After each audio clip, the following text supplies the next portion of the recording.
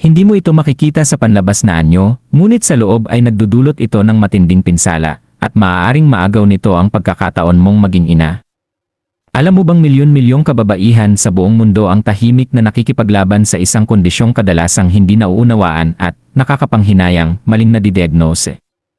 Ito ay tinatawag na endometriosis at higit pa ito sa matinding regla. Nangyayari ang endometriosis kapag ang tisyong katulad ng lining ng matres ay tumubo sa labas nito, sa ovaryo, fallopian tubes, pantog, at maging sa bituka. Nagdudulot ito ng matinding pananakit ng pelvis, talamak na pananakit ng likod, matinding pagka-bloat, pagkapagod, at sa maraming kaso, infertility. Bakit ito mapanganib? Dahil sa loob ng maraming taon, sinasabihan ang kababaihang bahagi lang ito ng pagiging babae o normal lang. Pero hindi ito normal. Sa karaniwan, aabuti ng 7 hanggang 10 taon bago makuha ng isang babae ang tamang diagnosis. Bakit? Dahil kadalasang binabaliwala, hindi pinapansin o maling nadidiagnose ang mga sintomas.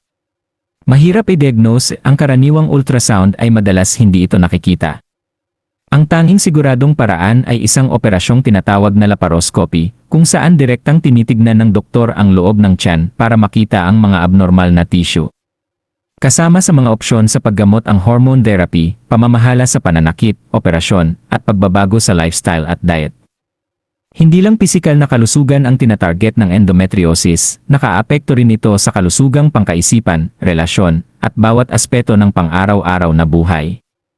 Kung ikaw o ang iyong mahal sa buhay ay nakararanas ng patuloy na pananakit ng pelvis, huwag itong baliwalain.